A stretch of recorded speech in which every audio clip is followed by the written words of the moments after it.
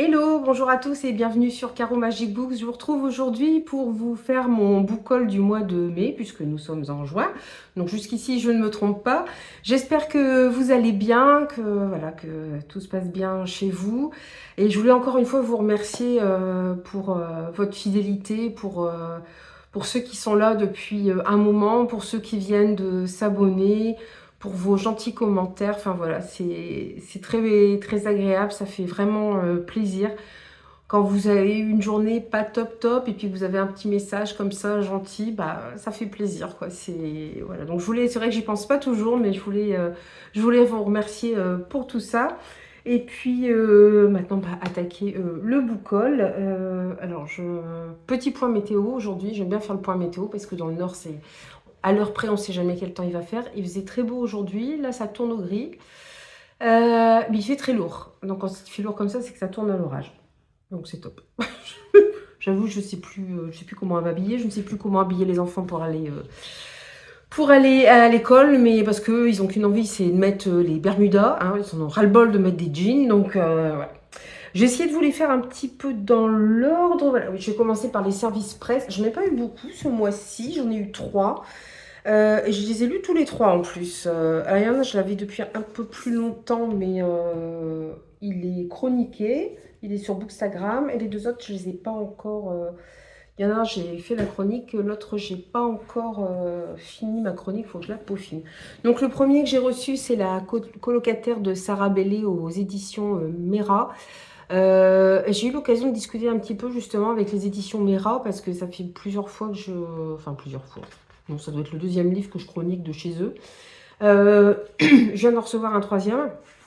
Et en fait, c'est une...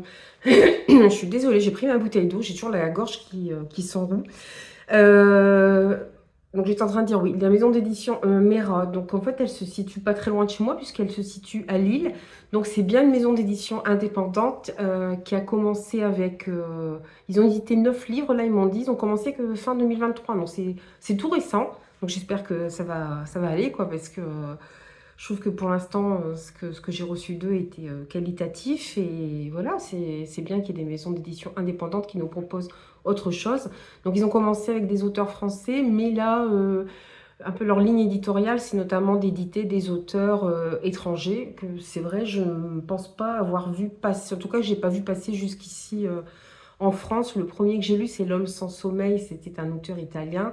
Là, Sarah Bellé, elle est australienne. En plus, vous avez à chaque fois voilà, une petite bio de l'auteur ou l'autrice, et puis vous avez le pays d'origine. Là, celui que j'ai reçu, il vient de... Mais du coup, ce sera le book haul de juin. Il vient de... C'est pénible. Il vient de Suède. Voilà. Donc, j'ai très hâte de le lire, d'ailleurs. Mais, ah oui, du coup, oui, bah non, je ne vais pas vous en parler. Je suis pas en train de faire un point lecture. Je suis en train de faire un book haul. Voilà. J'ai reçu aussi en service presse... alors, je remercie Zlaka qui s'occupe... son prénom c'est Zlaka, j'espère que je ne l'écorche pas, qui s'occupe des services presse pour plusieurs maisons d'édition.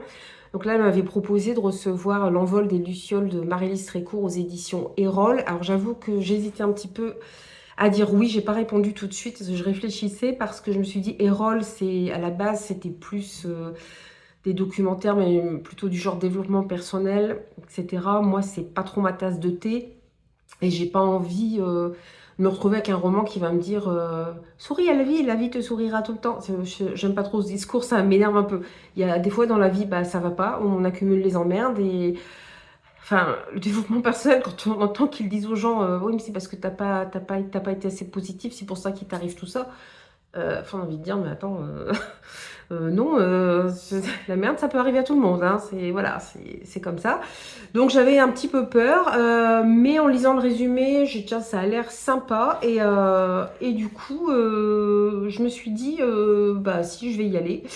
Et je ne regrette pas du tout parce que j'ai beaucoup aimé ma lecture. Alors ça me change de mes lectures habituelles, on est un peu dans un style feel good, mais ça m'a plutôt remonté le moral. Et puis il y a pas mal d'humour. On va suivre en fait Léa qui vient de fêter ses 27 ans. Or il y a une sorte de malédiction familiale, c'est-à-dire que les femmes de sa famille à 27 ans et 30 jours meurent.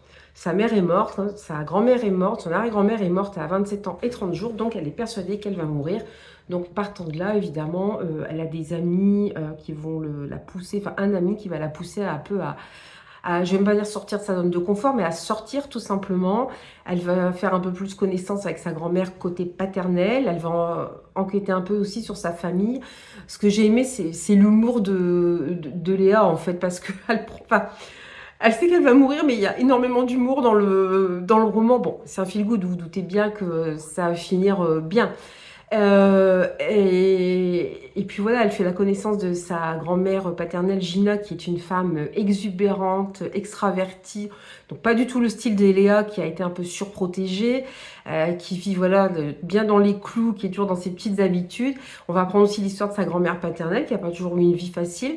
Et c'était vraiment très sympa. Et c'est pas le style à dire, voilà, faites ci, partez dans des grands défis. Elle va se lancer juste des petits défis, Léa, des petits défis qu'on peut tous se lancer. Après, on les fait pas, on veut le faire ou pas. Moi, c'est des défis propres, hein. Mais on a tous des choses qu'on n'ose pas faire ou voilà, des choses vers lesquelles on n'ose pas aller parce qu'on a peur, parce que voilà, ça nous sort de nos habitudes. On est tous comme ça. Et voilà, elle va sortir, mais c'est des petites habitudes. C'est pas, je vais entreprendre, je vais claquer, voilà, je vais tout laisser sur place, mon boulot, etc., ma famille, et je vais entreprendre un tour du monde, ou alors je vais rentrer dans un temple bouddhiste et me faire raser la tête. C'est vraiment des petites choses du quotidien qu'elle va apprendre à faire. Et c'était vraiment sympa. En fait, je suis en train de vous faire le point lecture du livre, là. Mais c'est pas grave. Donc, franchement, si vous avez envie d'un roman assez court qui vous met du baume au cœur, qui voilà, vous rebooste un peu le moral, franchement, allez-y. C'est pas gonflant du tout. Au contraire, c'est plein d'humour. Ça se lit très bien. Ça a été une très chouette lecture. Faut que j'arrête parce que je suis en train de faire un point lecture. D'ailleurs, je suis en train de vous dire que du coup, je vous ai pas parlé du résumé de la colocataire. Alors, en fait, on va suivre Holly qui est journaliste. Et elle est encore jeune journaliste quand elle se retrouve sur les lieux d'un drame où vivaient trois jeunes filles qui étaient colocataires. Alors, l'une d'elles a été retrouvée morte. La deuxième est recouverte de sang et la troisième a disparu. La deuxième va être accusée du meurtre de la colocataire qui est décédée. Et on va retrouver Holly des années plus tard. Et la colocataire disparue refait surface, donc évidemment ça va relancer l'enquête. En plus c'est très lié aussi avec sa vie privée. Voilà, je vous en dis pas trop pour pas trop spoiler le roman, mais c'était très prenant. J'ai beaucoup aimé parce que on est là, on se dit mais bon sang, qu'est-ce qui s'est passé que ces trois colocataires cette nuit-là pour que ça se termine comme ça, alors qu'elles avaient l'air de bien s'entendre. Voilà, donc c'est vraiment super intéressant et super prenant. Bon, bref, il faut que j'arrête vraiment de faire des points lecture en même temps. Le troisième service presse que j'ai reçu, mais vraiment grosse surprise et merci aux éditions de Nemos. Ils m'avaient déjà contacté pour recevoir un roman dont je l'avais eu en numérique. Là, ils me recontactent pour un roman de Fabien Clavel. Fabien Clavel, je l'ai lu il y a des années de ça. Je ne me souviens plus des titres que j'ai lus. Ça remonte et je me suis dit, tiens, j'aimerais bien relire des livres de cet auteur. J'en ai dans ma palle d'ailleurs. Là, ils m'ont proposé le roman. Bah, j'ai dit oui, je pensais qu'ils me l'enverraient en numérique. Et non, j'ai eu la surprise de le recevoir en papier. Donc, j'étais vraiment très contente. Nemos, c'est une maison d'édition aussi indépendante qui fait dans ce qu'on appelle la littérature de genre. Donc, on va plus être dans du fantastique ou de la SF. Donc là, c'est Abyss, le trône vide. Alors, à la base, peut-être que vous connaîtrez. Moi, je ne connais pas. C'est un jeu de plateau, Abyss. Voilà, et ça a été mis en roman. Alors, comme vous voyez, les personnages... Tout se passe dans l'eau, on est vraiment dans un univers aquatique avec des créatures humanisées, mais qui sont on ne peut plus, on ne peut plus aquatiques. J'adore, la couverture est vraiment superbe. On est dans un royaume qui est plutôt gouverné par un roi assez juste. Sauf qu'apparemment, ce roi aurait été blessé, serait peut-être mort. Donc ça va évidemment, tout le monde accourt pour s'emparer du pouvoir. En même temps, on va suivre plusieurs personnages qui ont chacun des fonctions différentes. Ce qui va nous permettre de rentrer dans le système d'Abyss et comprendre son fonctionnement. Parce qu'il y a un conseil royal, il y a un parlement, enfin il y a plein de choses. Ce qui est bien, c'est que vous avez la liste des personnages. Vous avez, voilà, ça c'est aussi le fonctionnement du gouvernement et de la royauté. c'est super parce que ça se veut un royaume en même temps avec le peuple qui a droit aussi au vote. Et notamment, vous avez d'un côté les seigneurs et de l'autre côté les alliés. Les alliés sont surtout composés de petites créatures sous-marines telles que des coquillages, des méduses, des crabes. Et en fait, ouais, ils s'appellent peut-être alliés, mais sauf qu'ils sont traités comme des sous-citoyens. Ils sont là pour faire les, les tâches les plus ingrates, ils n'ont aucune reconnaissance, parler parce qu'ils ont des langues différentes, parler dans leur langue, c'est mal vu, enfin voilà, ils sont vraiment considérés comme des sous-citoyens. Et ce que j'ai adoré dans ce roman, c'est que l'auteur recrée vraiment un univers à part, c'est-à-dire que même les expressions, tout est changé. Par exemple, on n'a pas aujourd'hui, c'est au fourduit, je crois. Enfin, voilà, tout est ramené à quelque chose, à l'eau en fait. Hein, c'est au fluiduit, pardon, au fluiduit, suite au flux parce que le temps se calcule en flux. Voilà, tout est changé. Le temps est en flux. Les livres sont faits différemment. Enfin, il y a vraiment tout un univers qui est construit avec un langage aussi. Le langage, il y a plusieurs sortes de langage. Ça peut être par la vue, par l'ouïe, par le goût. Évidemment, donc nous, ça nous paraît un peu étrange. C'était vraiment bien fait et en même temps ça reste très compréhensible parce que c'est vrai que ça peut faire peur mais je vous promets que ça reste très compréhensible et vous pouvez y aller si vous avez, voilà, vous avez envie d'essayer autre chose. C'est vraiment super intéressant. On voit les arcanes du pouvoir, on voit les complots qui sont mis en place. On va suivre plusieurs seigneurs mais qui ont des tâches différentes selon la guilde à laquelle ils appartiennent. Voilà, et tout va se réunir et on est dans une atmosphère assez complotiste quand même. Bon, je ne devrais pas employer ce mot, ça va. Bon, bref, il y a une atmosphère de complot et de je veux m'emparer du trône. Je suis en train de jouer avec ma tablette, hein, c'est pour ça. Enfin, je joue pas avec, mais je la surveille du coin de l'œil pour qu'elle ne s'éteigne pas. C'est pour ça que vous me voyez faire des mouvements un peu bizarres. J'ai peut-être passé maintenant aux suites que j'ai. Là, on sort des services presse. Alors, les suites. Ah, j'en ai quelques-uns. J'en ai quelques-unes quand même de suites. Ouais. Quand même. Bah ouais, j'en ai un petit paquet quand même, je me rends compte. Ouais, quand même. Voilà, c'est que les suites. Alors, dans les suites, pour commencer, je vais commencer par le plus petit. J'en ai déjà parlé, hein, j'aime beaucoup les webtoons. C'est la partie romance. Hein, moi, c'est... Voilà. Je crois qu'en fait, je me dis, je me lis plus de romance. Mais si, t'en lis plein en lisant des webtoons. En fait, je suis sur plusieurs plateformes de webtoons et j'en lis plein. Et là, c'est des webtoons qui sont sur Dailytoon. Et Dailytoon, ils débloquent très peu d'épisodes. Ils en débloquent 3-4 au début. Et après, il faut payer. Donc... je me dis flûte, j'ai pas envie de payer en plus. Sur les autres plateformes, j'attends que ça se débloque et basta.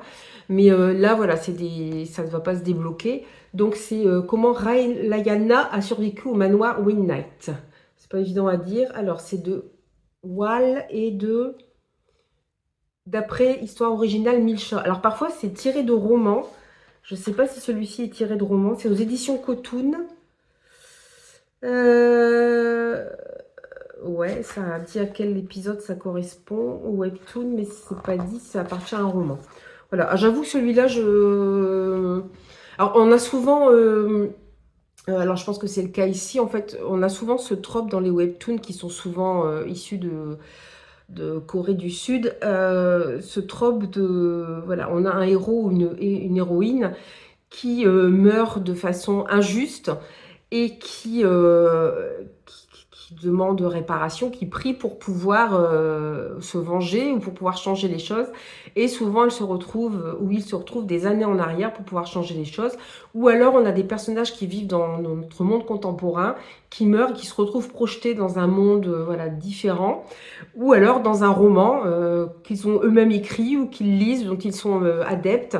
Et voilà, ils se retrouvent dans ce jeu et souvent ils n'ont pas le bon rôle, donc à eux de survivre. Et là c'est un peu le cas. Alors je ne sais plus si elle vient si elle se retrouve dans un roman, je ne sais plus dans celui-ci.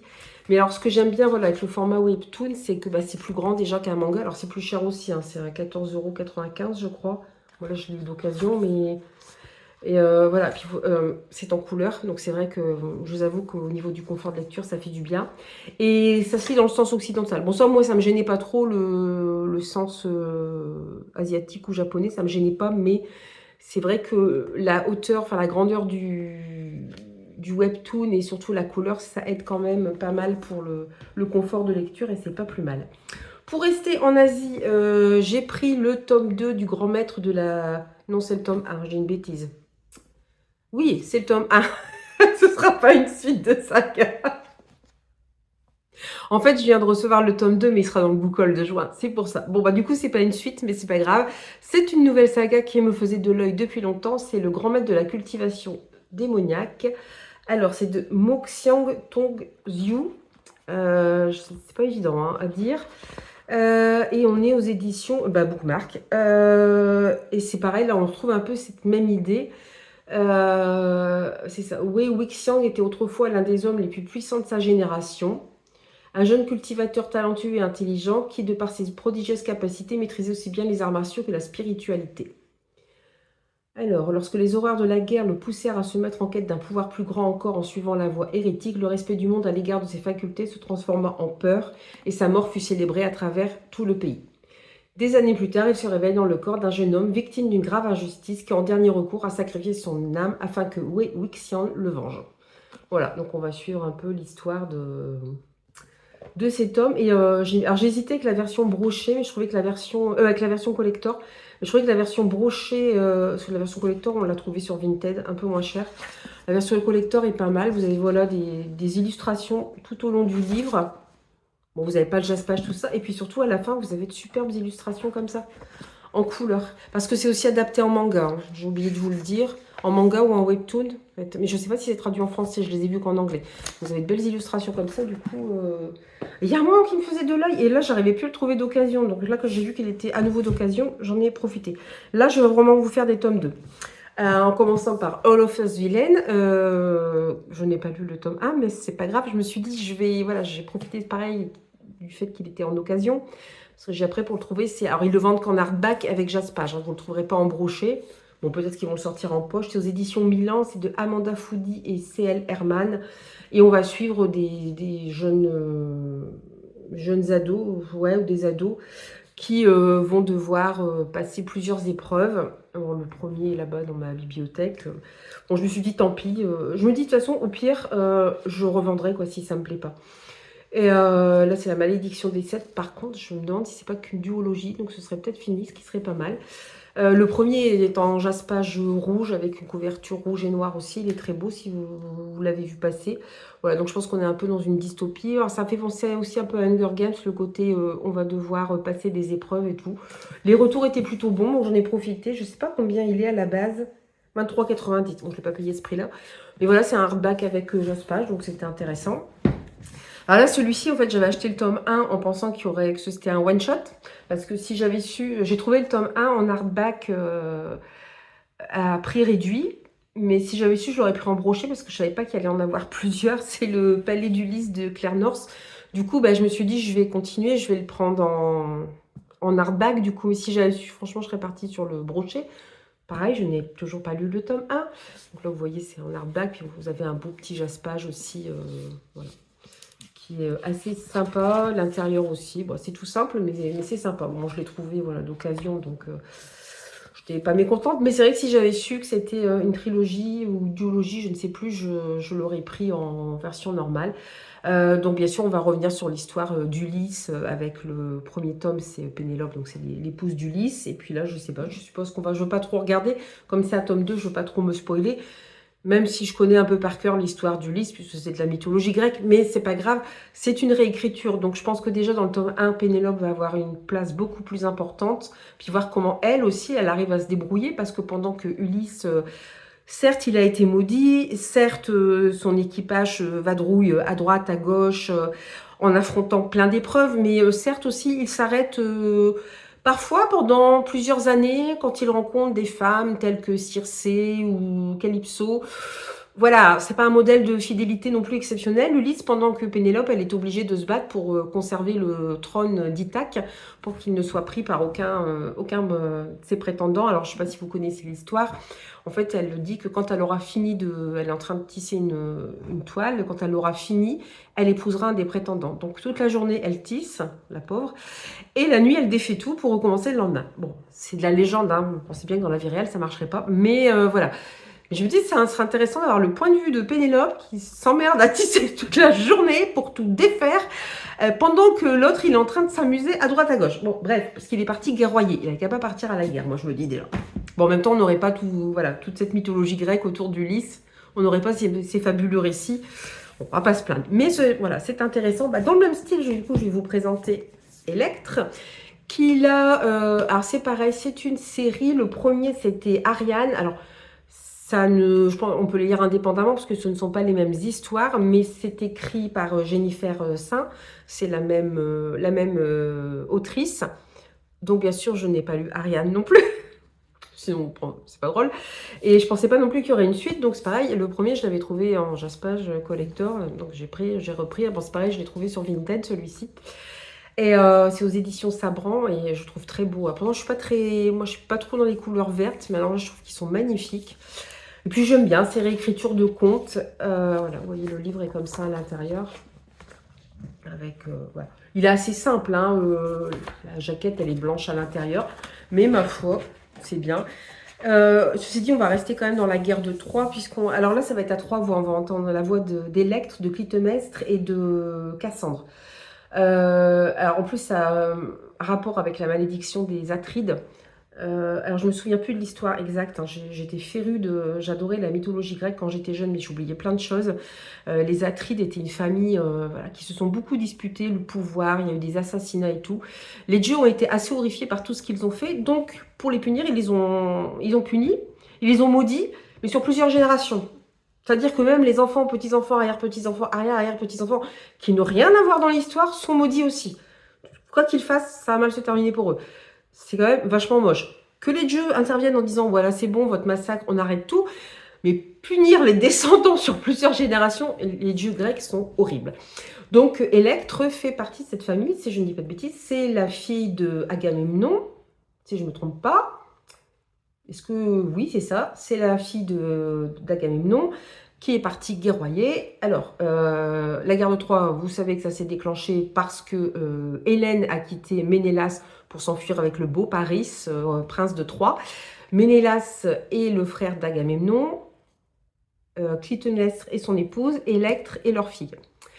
Donc Agamemnon, Ménélas, voilà, mettent en place tout appelle plein de guerriers à venir les aider pour combattre Troie, pour récupérer Hélène, je pense aussi pour récupérer les richesses de Troie. À savoir que vous retrouvez Achille aussi dans cette histoire. Il y a plein de personnages comme ça très connus de la mythologie. Ulysse évidemment, qui après ça a donné lieu à l'Iliade puis à l'Odyssée. Et alors Agamemnon et Ménélas font partie de la famille des Atrides, hein, donc ils sont maudits. Et le truc c'est que en fait la guerre de Troie ça passe sur des années. C'est que toute la flotte grecque attendait de lever les voiles pour se rendre à Troie, sauf que les vents ne se levaient pas, donc ils étaient quand même très embêtés, ils ne pouvaient pas partir, et c'est Artémis, je crois, qui a demandé un sacrifice. Le sacrifice, c'était la fille d'Agamemnon, elle demande un sacrifice, la fille aînée, Iphigénie.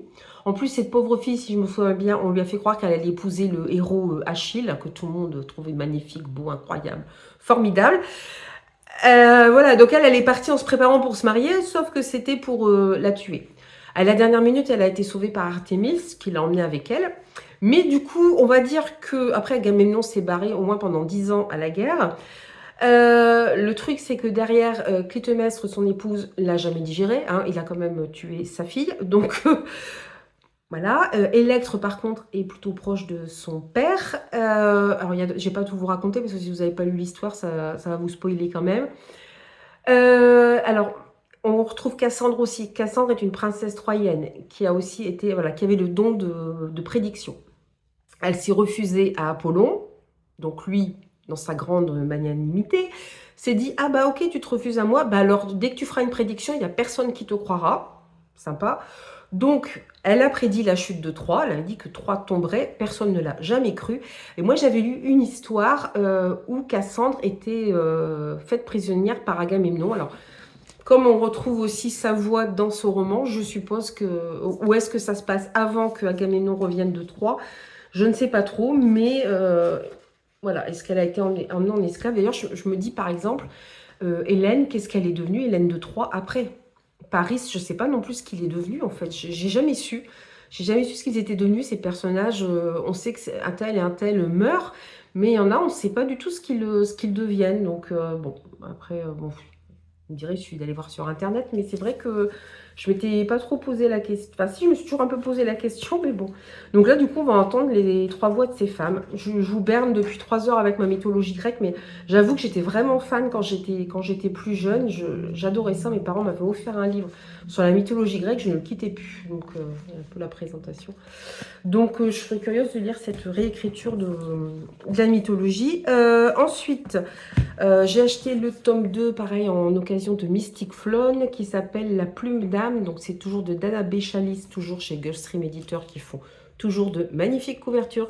J'avais adoré le tome 1, qui était un mélange de école de mages avec quelques épreuves. De robots, il y a des robots, donc il y a un petit côté steampunk, il y a pas mal de mystères, il y a de la magie, il y a des créatures fantastiques. Ça m'avait vraiment plu parce que je trouve que mélanger tous ces genres-là, c'est pas forcément facile et j'ai adoré. Voilà, vous avez la couverture comme ça qui reprend le thème de la jaquette et puis vous avez des personnages. Je trouve que les livres sont magnifiques, même le dos, enfin et puis voilà, vous avez la jaquette. Alors, j'avais lu que l'autrice avait été beaucoup influencée, elle avait adoré l'animé Vision d'Escaflowne où c'est un robot. Et effectivement, ben, on retrouve ce côté-là avec le robot. Et le premier est comme ça aussi. En fait, on est dans un système où alors, ils ont découvert, les habitants de ce monde ont découvert des robots, sauf qu'ils ne savent pas exactement. Alors, ils ne savent pas d'où ils viennent. Ils savent juste que c'est une technologie plus avancée que la leur. Mais c'est assez mystérieux quand même. Et puis, ils arrivent un peu à les faire fonctionner, mais c'est pas évident. En même temps, il y a certaines personnes qu'on appelle des mages qui ont la capacité d'avoir des jeux de cartes puissants dans lesquels ils peuvent insuffler une magie très très importante.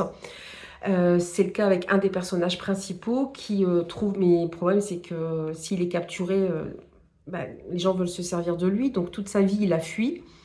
Et il trouve refuge dans une école de mages où il rencontre une jeune fille qui... donc ils ont tous des pouvoirs. Qu'elle a un pouvoir... c'est une horreur son pouvoir parce qu'en fait, elle est empathe. Donc elle ressent toutes les émotions, sauf qu'elle n'arrive absolument pas à gérer les émotions qu'elle ressent, qu'ils viennent des autres ou qu'ils viennent d'elle. Donc, ça peut créer des... Il faut voir le pouvoir qu'elle a. C'est-à-dire qu'à un moment, elle fait quand même trembler toute l'école. Voilà, donc elle a une prof qui essaie de l'aider à endiguer, enfin, contrôler un peu mieux ses émotions. L'arrivée de ce jeune mage va l'aider aussi. Voilà, il y a une amitié qui va se créer. Et puis, en même temps, ils vont découvrir des choses sur les robots. C'était vraiment très prenant, bien écrit. Un mélange des genres super bien maîtrisé. J'avais vraiment beaucoup aimé. Donc... Voilà. Et là, celui-ci, je l'ai reçu pour la fête des mères. Alors, c'est le tome 2 de Dark Shores de Daniel L. Jensen aux éditions Big Bang. Donc, c'est Bragelonne. Il est vendu qu'en hardback aussi. Hein. J'avais le tome 1 que je n'ai pas lu non plus. Ça va être le titre de mon book-haul. Ces livres que je n'ai, c'est tome 1 que je n'ai pas lu. J'avais dit que j'achèterais plus de tome 2 tant que j'aurais pas lu les tomes 1, mais après, j'ai peur de ne plus les retrouver. Bon, là, c'était un cadeau, donc j'en ai profité. Je me suis dit, autant mettre un cadeau. Mais je pense qu'on ne va pas suivre, vous voyez, c'est pas du tout les mêmes personnages que j'ai dans le tome 1. Donc, je pense qu'on ne va pas suivre les mêmes personnages. Donc, c'est assez différent. J'ose malgré tout pas trop lire la 4e de couverture parce que j'ai peur que ça me spoile. Voilà. 2 amis séparés, une mer sans fin, un océan de mensonges et d'aventures. Donc, à voir. J'ai le Pont des Tempêtes, je l'ai emprunté à la médiathèque, j'ai la même autrice, je n'ai pas encore lu. Là, il y a un autre Daniel L. Jensen qui va sortir aussi chez Bragelonne. Ils ont lancé des campagnes de précommande avec des campagnes... si vous précommandez, ils débloquent aussi des paliers, vous pouvez avoir des goodies en plus. Voilà, je pense que c'est pour mieux lancer leur précommande, mais bon... C'est vrai que ça fait toujours ça. Puis je me dis, là, tu en as déjà 2 de cette autrice que tu n'as pas encore lu. Tu as le Pont des Tempêtes que tu as emprunté que tu n'as pas encore lu. On va se calmer. En boîte à livres, j'ai trouvé La face cachée de la lune de Martin Suter. Il me semble que c'était un truc un petit peu braqué, ce livre. Urs Blank, célèbre avocat d'affaires, traverse une crise de la quarantaine aiguë. Il rencontre une jeune hippie, absorbe des champignons hallucinogènes et bascule dans un autre monde. Les effets secondaires sont si redoutables qu'inattendus. Donc apparemment, on entend dire que c'était un peu barré parce que effectivement, il voit des choses un peu étranges, mais est-ce que c'est lui qui, voilà, en prenant de la drogue, voit des choses, évidemment, il a des hallucinations, ou est-ce il y a une part de fantastique, je sais pas trop. Je crois que j'en ai entendu parler par quelqu'un sur Booktube, mais je suis pas sûre. Du coup, je l'ai pris, je me dis, tiens, ça a l'air sympa. Pour rester dans les poches...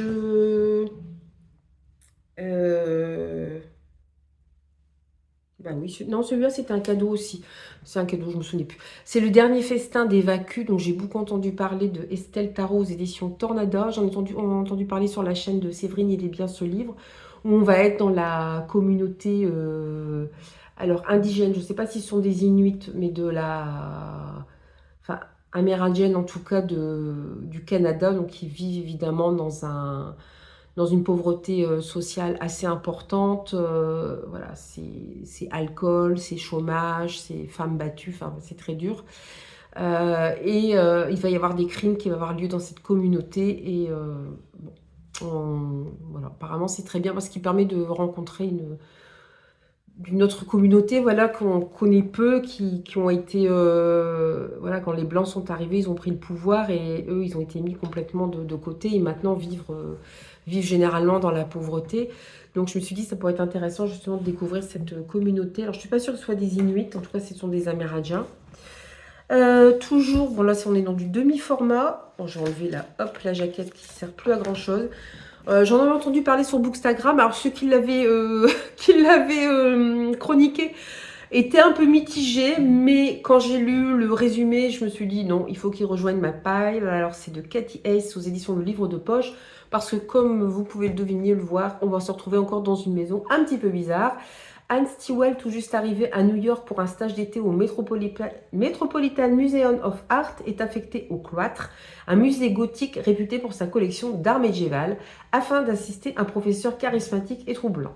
Anne se prête volontiers au jeu des théories les plus excentriques de son tuteur, mais ce qui débute comme de la curiosité devient vite une obsession lorsqu'une mort mystérieuse révèle l'existence de cartes de tarot du XVe siècle qui pourraient détenir la clé pour prédire l'avenir. Bon, vous comprenez, moi on va parler de musée assez étrange, d'art médiéval, enfin de Moyen-Âge et de magie, et voilà, le truc un peu étrange, je ne pouvais que le prendre. C'était pas possible autrement. C'était obligé. Toujours alors dans les poches, mais un peu différent. Alors ça, j'en ai entendu parler et chez Il est bien ses livres et sur la chaîne de Jodie, les livres de la crypte. C'est Dirty Weekend de Hélène Zahavi. Là, c'est chez Libretto. Je ne sais pas si c'est sorti cette autre maison d'édition. Là, on va suivre Bella, qui est une femme assez discrète, mais qui en a ras-le-bol de l'attitude des gens. Et apparemment, elle pète un peu un câble et va se venger. Alors, je ne sais pas jusqu'à quel point. Apparemment, je veux dire, elle se lâche quand même. Hein.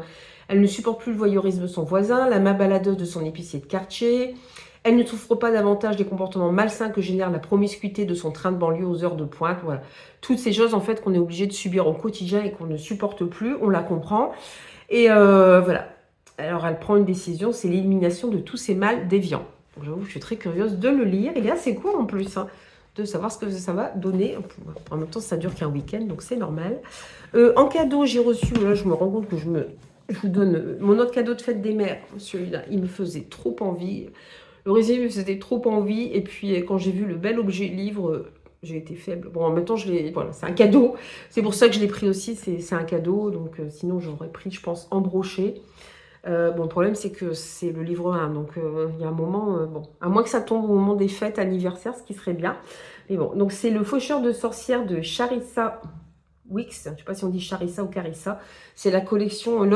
pardon, Lost Kingdom de chez Bookmark.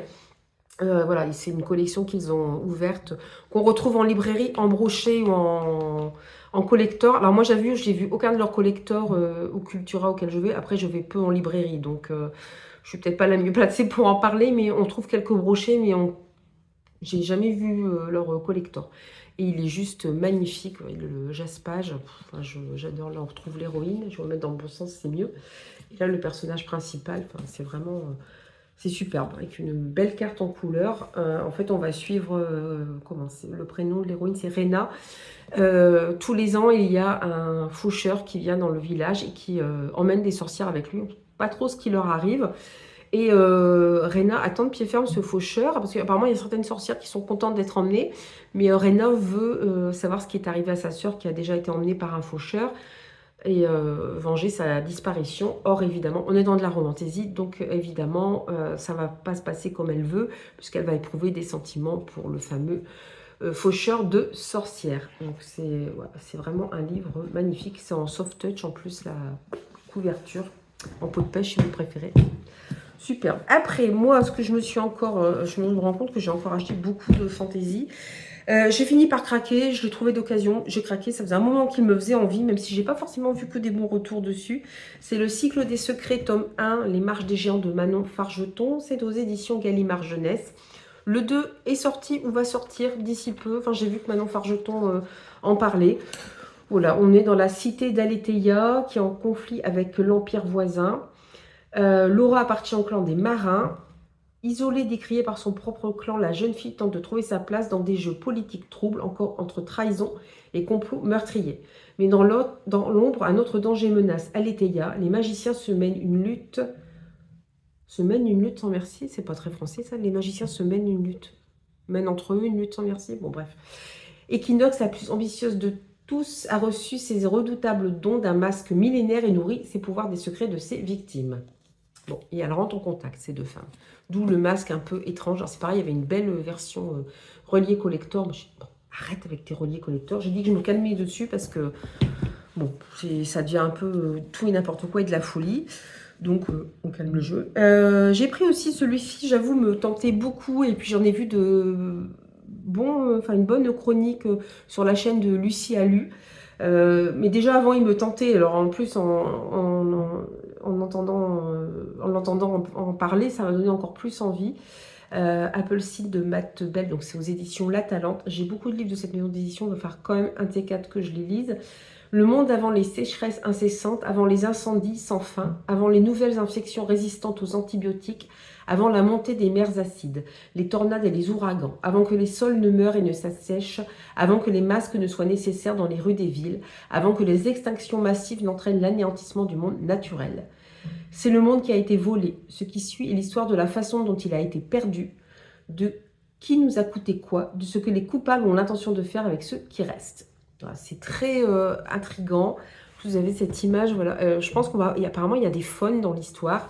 Alors je ne sais pas comment on va les retrouver dans cette histoire. J'avoue que je suis très très très intriguée. Il y a même un signet à l'intérieur. Il était vendu qu'en hardback, hein, celui-ci. Alors La Talente, c'est peut-être un petit peu plus cher, mais c'est vrai que c'est une maison d'édition indépendante aussi. Je ne sais pas s'ils impriment en France, eux. Je dis, moi je l'ai acheté d'occasion, hein, donc... Non, il est imprimé en Pologne. Bon, ça reste en Europe, vous me direz, mais bon. Voilà, donc j'étais très tentée, donc c'est pareil. Celui-ci, pareil, je l'ai trouvé d'occasion. Je l'avais eu entre les mains au Cultura et je me suis dit, il a l'air super bien et tout. Par contre, je ne savais pas que c'était adapté d'un jeu vidéo, je crois. D'un jeu vidéo. Oui, d'un jeu vidéo. Donc j'espère que ça va me plaire, parce que des fois, les adaptations de jeux vidéo... Bon, je ne sais pas trop, mais le résumé me tentait énormément. Du coup, je ne vous donne pas le titre, c'est Cross the Edge, la rune et le code de Arnaud Dolène aux éditions Bragelonne, là, en collaboration avec Ala Damasio. Bon, on a quand même une bonne référence au niveau du fantastique. Pablo Servigne, Héloïse Brésillon, Norbert Merjanian et Fabrice Capizzano. Je ne sais pas ce qui est noté sur le livre, j'arrive pas vraiment, il y a ça sur le Jaspage. Le livre est très beau et en fait, on va se retrouver avec deux... c'est ça qui m'a plu, c'est l'antagonisme entre deux peuples, parce que d'un côté vous avez Arcante, le territoire des 7 magies, et de l'autre côté vous avez Mantris, la cité lumière des humains augmentés et des IA. Voilà, donc d'un côté vous avez la magie, de l'autre côté vous avez la technologie. Et entre deux, il y a ce qu'on appelle le Rift, qui est un gouffre qui sépare les deux royaumes. Mais voilà, apparemment, alors, je ne sais pas s'ils disent le nom du personnage, si Aurel doit pénétrer dans la cité d'Arcante pour approcher Solis, qui est qui est la reine d'Arcante. D'accord, je me souvenais déjà plus. Voilà. Et en plus, l'objet livre est super beau. Il est sorti qu'en version comme ça aussi. Hein. Oui, là, l'intérieur est un peu plus travaillé au niveau de la dose jaquette. Donc ça fait très SF. Et en même temps, il y a de la magie. Alors, moi, j'avoue que ça réunit les deux. Ça m'a fortement tenté. Pareil, vous avez une belle illustration au début. Je ne sais pas si c'est la cité d'Arcante. Alors, bien sûr, c'est un... je pense que la première, c'est la cité d'Arcante. Et ça doit être la cité de je ne sais plus quoi déjà. Et voilà, qui fait beaucoup plus technologique, effectivement. Mais je trouvais le livre vraiment très beau. Et en plus, l'histoire me tentait. Voilà, j'aime bien cette rivalité qu'il peut y avoir entre la science et la magie. Donc... du coup, je ne suis pas passée à côté. Après, c'est vrai que je ne savais pas que c'était tiré d'un jeu, donc à voir. Donc là, c'est vrai que la couverture est vraiment belle. Donc, j'en ai fini pour aujourd'hui avec ce book haul que je pensais quand même un petit peu plus court, mais j'ai beaucoup digressé aussi. Donc, évidemment, il sera un petit peu plus long que prévu. Je pensais faire une demi-heure à tout casser. Bah non, ce sera... Je regarde l'heure parce que les enfants à aller chercher quand même, ne pas oublier ses enfants. Mais voilà, du coup... ça a duré un petit peu plus longtemps. Donc, n'hésitez pas à me dire si dans ceux que je vous ai présentés, il y en a qui sont un petit peu plus anciens. Ouais, il y en a qui sont un peu plus anciens que vous avez peut-être lu, ce que vous en avez pensé. J'ai pas mal de joie de réécriture, ah, Bloom! Je vais y arriver. 1, 2, de mythologie grecque. Je ne sais pas si vous êtes comme moi, vous adorez la mythologie grecque. Si vous aimez ça, si vous aimez les réécritures justement de mythes grecs ou de contes, moi j'avoue que j'aime beaucoup. J'ai tendance à me précipiter dans la brèche dès que je vois un livre sortir qui va revisiter un conte ou un mythe grec, scandinave. Enfin voilà. À partir du moment que ça part d'une légende, moi, ça m'intéresse. Voilà, je vous laisse ici pour pas que ça dure non plus 3 heures. Je vous dis à très bientôt et surtout, portez-vous bien. Bye bye.